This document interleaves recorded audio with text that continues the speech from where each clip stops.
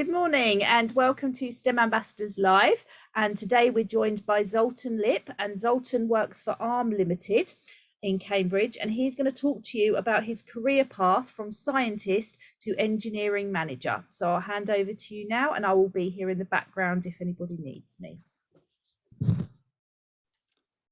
Hello, good morning. I'm Zoltan Lipp, and as you heard from Vanessa, I'm an engineering director in ARM, but I'm also a STEM ambassador. And today I will talk about my STEM career and also how it is relates to what you are learning in school now, and also some useful essential skills that are handy if you are going to a career like me.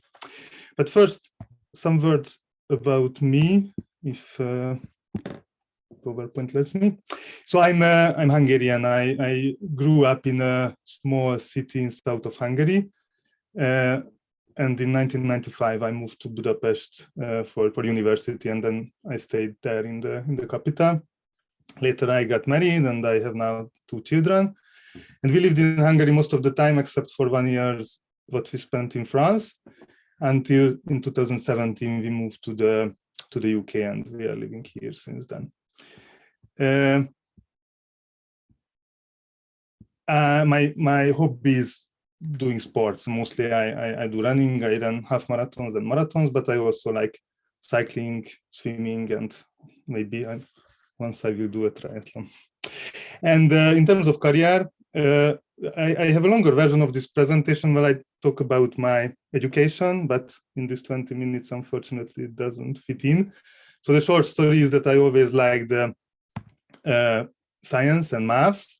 So I ended up being a physicist and started my career as a scientist in the Hungarian Research Institute. And after 3 years, I joined a big multinational company called General Electric. And this company has different businesses they are doing MR, X-ray machines. They are also doing power generation systems. They had aviation industry in UK as well. So they have a lot of businesses, and I was lucky enough to work in 4 of these businesses until 2020, when I joined ARM in Cambridge, and since then I'm leading a software team there. But what does a scientist do? There are 2 types of scientists. There is the theoretical scientist and the experimental scientist. And the theoretical scientist has some idea, and then they try to prove this idea by doing a lot of calculation.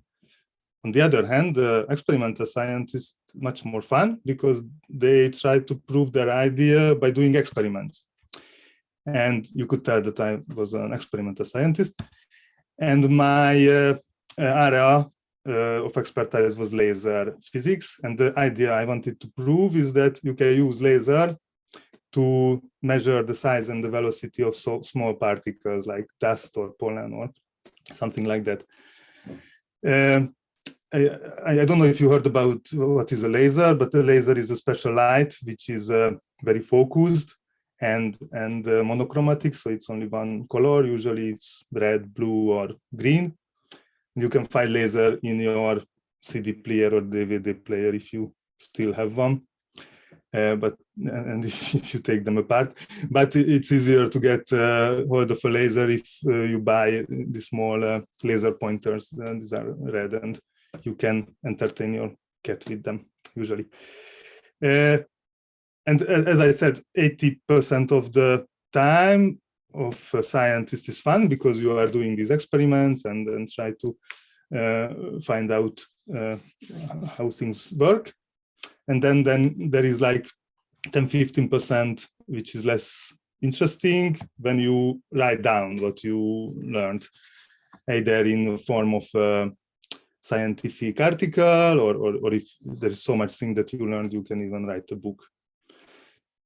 And last 5 or 10% of the time, scientists are doing presentations either to a class, so in the university or something like that, or to fellow scientists do some presentation about what are they doing and when they figured out. And for example, this is me doing a presentation in Florence when I was a bit younger.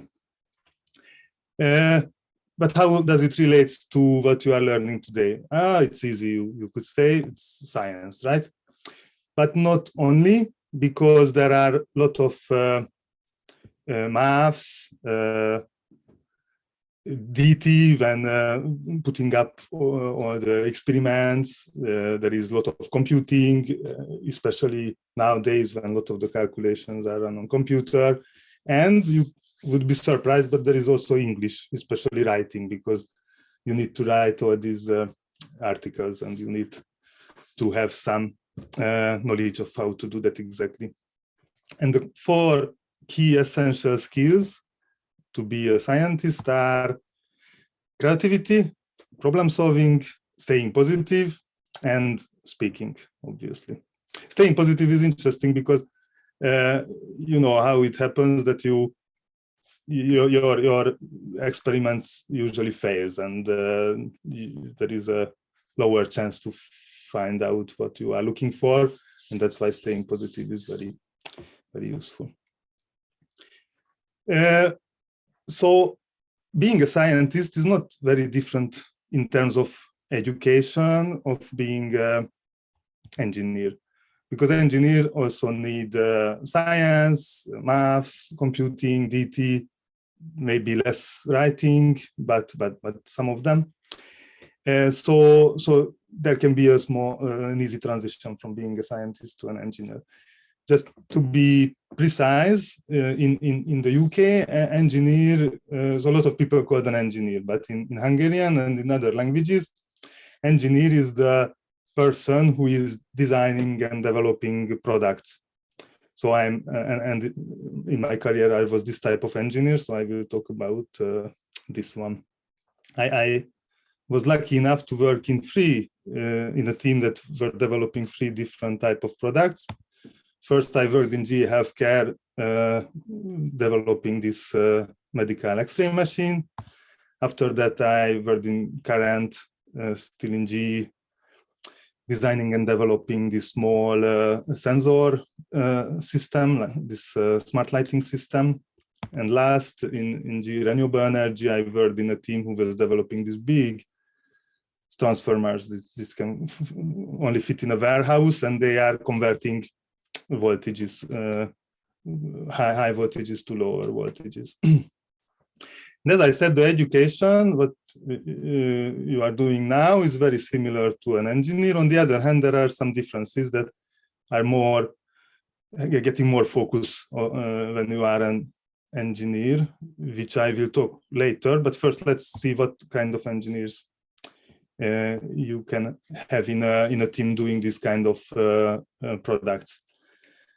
So in the central, you have the system engineer, or in more modern ways of working, you call them a product owner.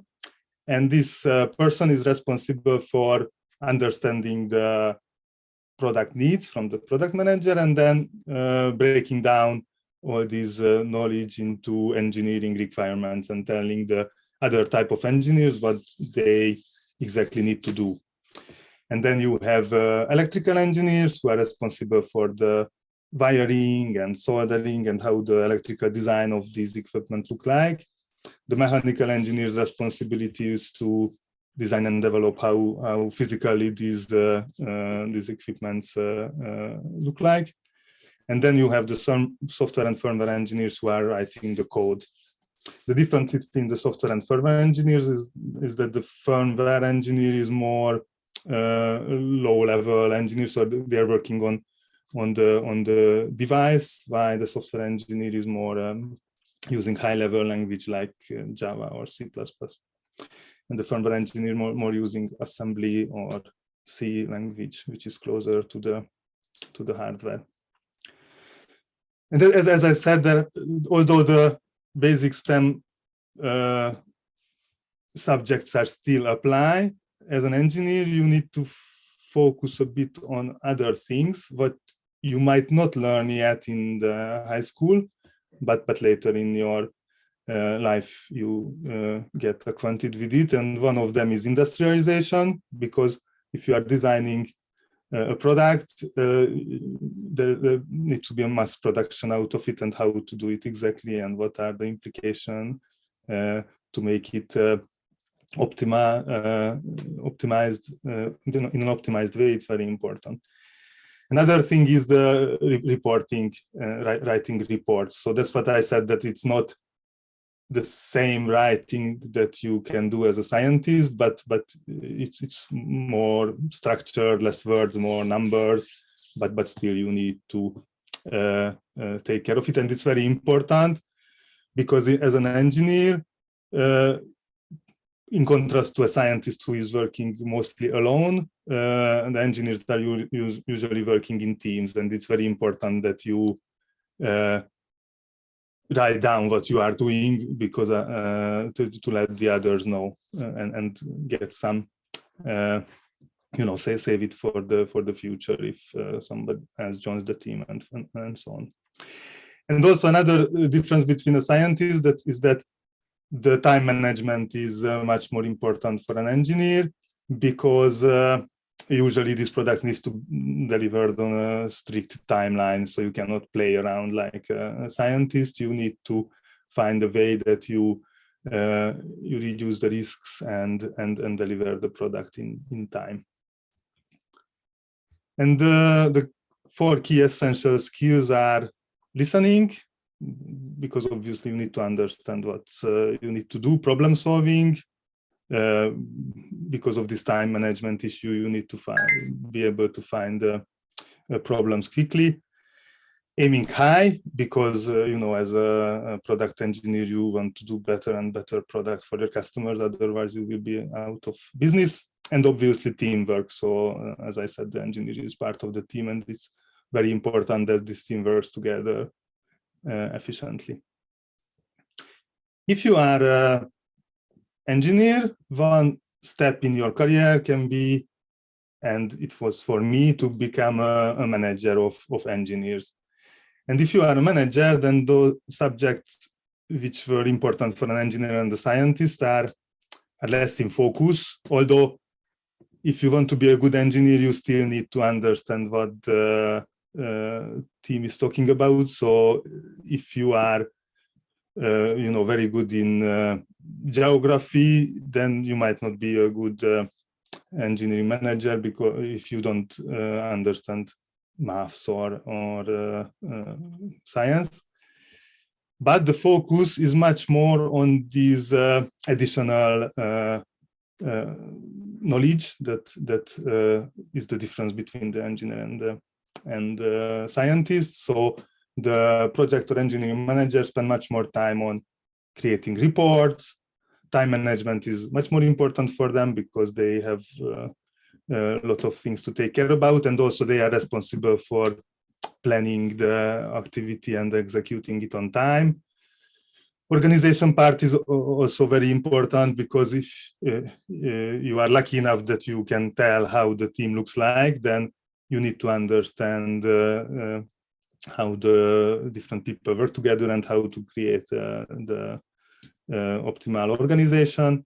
And industrialization is also important, because optimally also the project manager is the interface to the manufacturing team when the design goes into mass production. I was either a project or an engineering manager in the 4 different businesses I worked in GE and now in ARM. That shows that if you have a basic understanding of what the engineers do and you are happy to learn, then it doesn't matter which area you are working in, you can be a good manager of these people.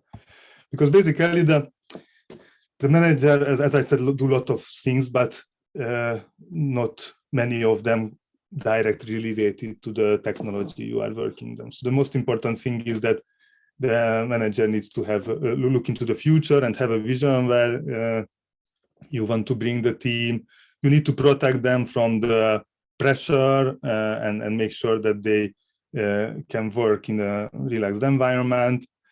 So that also means that you need to keep calm even if very stressful environment. And ultimately, both the project and the engineering manager are like the grease in the machine. So you make sure that the team can work together very well. And basically, so in a daily job, usually you make sure that the team is working together. You are telling them news and motivate them. You figure out what is the next step to go and guide them there. And it's like the manager is like an orchestrator. So you have the orchestra, and then you make sure that they are following your lead. And that's why it is important that you understand a bit what they are doing and what are the technology they are working on. Otherwise, you don't have the trust. You need to earn their trust so they follow you, as well as you need to represent them for the higher management. And if you don't understand what's going on, it's very difficult. Apart from these skills that I mentioned, and which is similar to an engineer, if you probably be a good manager if you also like drama in the high school, because there is a lot of presentation, talking to people, and if you are not comfortable in front of people, then probably it's not your career choice. And another thing, obviously, if you are studying business and you like business, then probably you will be also a good manager. And the 4 key essential, before going to the skills, based on this experiment I had, I learned 4 important things which you could remember if you start going into this path. I talked a lot about that you don't need to be the smartest in the room, but you need to understand something, and you need to trust who are the smartest people, which hopefully is your team. So how I could usually relate this is like a football coach to the football team. The football coach sometimes was a football player, but most probably not one of the biggest stars, but they still know how to play football, and they are responsible to hire the right people, select the right football player, put them in the right places, and coach them that they are perform well. So it is similar to a manager. As a manager, you are measured on the performance of your team, like the football coach is measured on the performance of the football team. So that's why it is important that you, as a football coach, you do the training. As a manager, you also spend time developing your team, sending them training or figure out other ways to develop them. And, in a ideal world, you don't need a manager because everybody knows what to do. They can work together, but we are not living in an ideal world, and there is always a gap if you put people together. And the most important question, if you are appointed as a manager, to figure out what is your added value to this team. So what is the gap that you want to fill?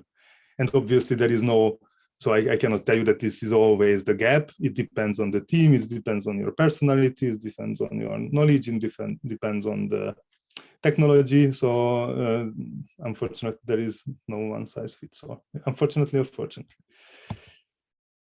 And last but not least, as my example showed, being a manager is a profession indeed. So if you do it right and you're always able to find what is your added value to the different team, the specific domain is less important. Of course, it's if you are engineering manager, you might not be a good, I don't know, construction manager or a good bank manager, because it's two different domains. But if you are doing engineering management, then whatever the technology is, you can find your way if you can follow these four rules, basically. And now, finally, the four essential skills are, speaking. Sorry, I don't see my slides. Oops. Anyway, hopefully you saw that, so I cannot read it aloud.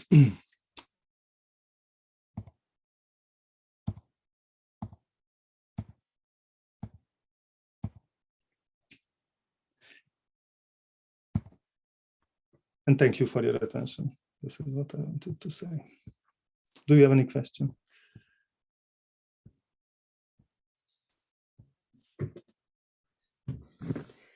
Thank you, Zoltan. That was great, really interesting. So if anyone has any questions, so thank you for the presentation. We have no questions, so you've covered everything. I'm just going to pop a link in the chat, actually, which links to an evaluation form that we've set up for all of our talks.